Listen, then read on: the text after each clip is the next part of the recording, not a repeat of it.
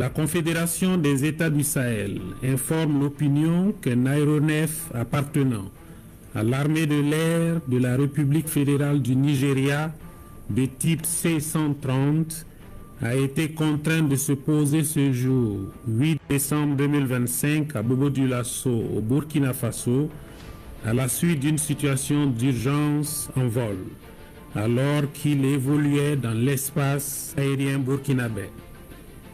L'avion militaire avait à son bord 2 membres d'équipage et 9 passagers, tous militaires.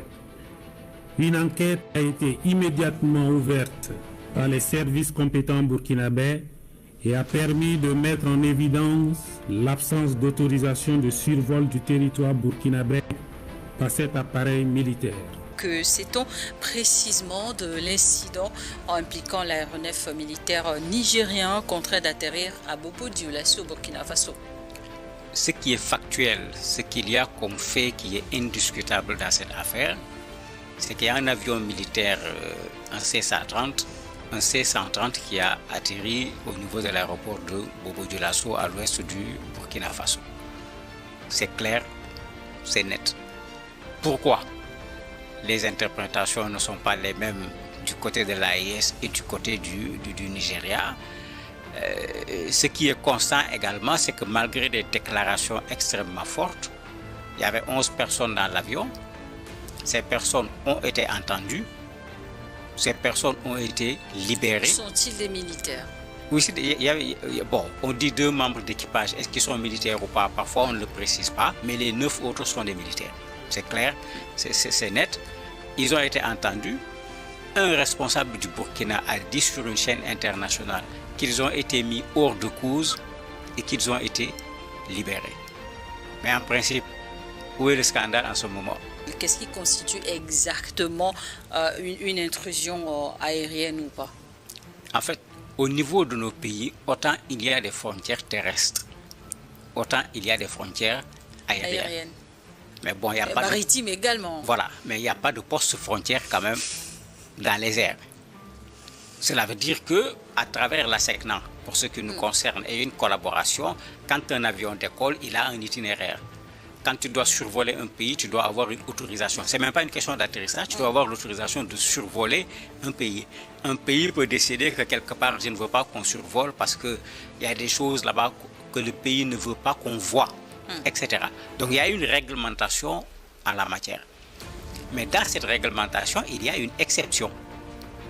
Cette exception, c'est qu'un avion en difficulté, il ne peut pas s'arrêter en haut pour écrire une demande manuscrite qu'on va timbrer, attendre l'accord de je ne sais pas qui. Il atterrit à l'aéroport. Comme le cas actuel où le Nigeria a justement signalé qu'il y avait besoin d'atterrissage forcé. Effectivement, c'est ce que le Nigeria a signifié. On ne dit pas un avion attend. Surtout pas un avion qui dit j'ai des difficultés. On ne dit pas attends. Maintenant, c'est pourquoi j'ai dit le fait est là, l'avion, c'est clair. L'avion est rentré dans l'espace aérien, c'est clair.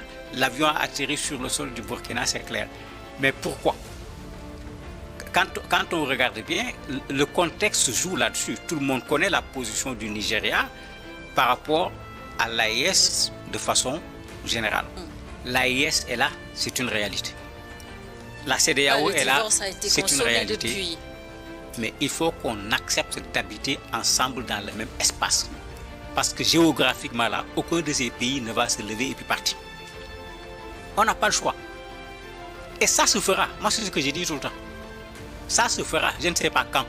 Mais la situation va revenir à la normale. Des situations qui révèlent peut-être, qui exposeraient peut-être, selon vous, de réelles difficultés en la matière de l'intégration dans la région. Mais ça pose plusieurs problèmes. Avant de parler d'intégration, la question de la sécurité dont vous avez parlé. Mais on ne peut pas régler ce problème de sécurité en Afrique de l'Ouest, en Afrique de façon générale, sans qu'il y ait une énorme coopération entre les pays. Regardez les mouvements que nous combattons. Ces mouvements ne se reconnaissent pas dans un pays. Parfois même dans leur dénomination. Leur champ dépasse nos pays. Quand tu dis JINIM, c'est quel pays? Ils ne parlent pas de pays, ils ne sont pas dans nos logiques de frontières. C'est des gens qui ne sont pas dans une logique d'espace géographique. Quand tu dis Moujao, ils parlent d'Afrique de l'Ouest. Quand tu dis Al-Qaïda au Maghreb, le Maghreb c'est un pays où c'est plusieurs pays. Mais comment voulez-vous combattre des structures qui agissent dans plusieurs pays, qui traversent les frontières et chaque pays dit je vais mener le combat à mon niveau? Alors que tout le monde sait qu'en matière de renseignement, nous n'avons pas grand-chose. On est obligé de coopérer avec certains pour pouvoir avoir les bons renseignements. Ces échanges-là sont indispensables pour qu'on puisse régler le problème. Ce qui m'étonne, mais on a un exemple qui est là, qui est concret. Quand Boko Haram était au plus fort de sa force, pour amener Boko Haram à reculer, mais il a fallu que le Nigeria, le Niger, le Bénin, le Cameroun se mettent ensemble et tout le monde a vu. Dans le Tchad également. Oui, tout le monde a vu le résultat. Mais pourquoi ne pas tirer la leçon? Même quand on n'est pas d'accord sur le plan politique, on n'est pas d'accord sur les orientations, on n'est pas d'accord sur les partenaires avec qui on va collaborer. Mais la souveraineté permet à chaque État de collaborer avec qui il veut. Mais pour moi, ça n'a rien à voir avec un danger qui est là, qui est un danger pour tout le monde, qu'on doit pouvoir combattre sans tenir compte du fait que nos pays sont d'accord ou pas. Le Nigeria aurait été sollicité en renfort. Voyez-vous un lien direct ou s'agit-il d'une coïncidence de calendrier? Je me dis c'est toujours le contexte qui crée le problème.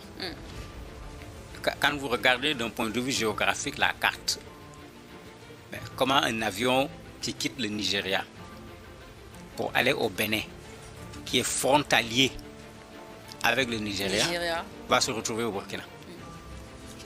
En tout cas, il va être difficile de me convaincre. C'est pourquoi ce que le Nigeria dit, c'est que c'est un avion qui était plutôt en partance pour le Portugal. Pas du tout pour le Bénin. Quand vous regardez la date, en ce moment où l'avion atterrissait à Bobo-Dioulasso, quelle était la situation au niveau du Bénin? Est-ce que l'affaire du coup d'État n'était pas déjà réglée? Parce que c'est vrai que dans les réseaux sociaux, on a continué à parler comme si les choses continuaient, mais à midi, le coup d'État était déjà raté, ça avait échoué, c'était très clair. Il s'agissait plutôt de la poursuite des auteurs du coup d'État que d'un coup d'État qui se continuait. Mais en ce moment, cet avion, il sert à quoi quand le coup d'État a déjà échoué? Mais maintenant, on a exagéré, c'était de l'espionnage, c'est les Français qui sont derrière, comme d'habitude, parce que la France est finalement partout. Je me demande comment les Français font pour être partout. Tout ça a fait que ce qui peut être un incident technique est devenu un énorme problème à cause du contexte et du moment auquel cet incident est arrivé. Et comment ce type d'incident, on reste là-dessus, peut-il impacter les relations entre le Nigeria et puissance régionale et les pays de l'AES?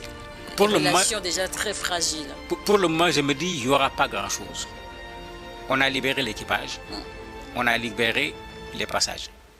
Ça veut dire déjà que, de façon concrète, dans le réel, on est complètement dans la décrispation.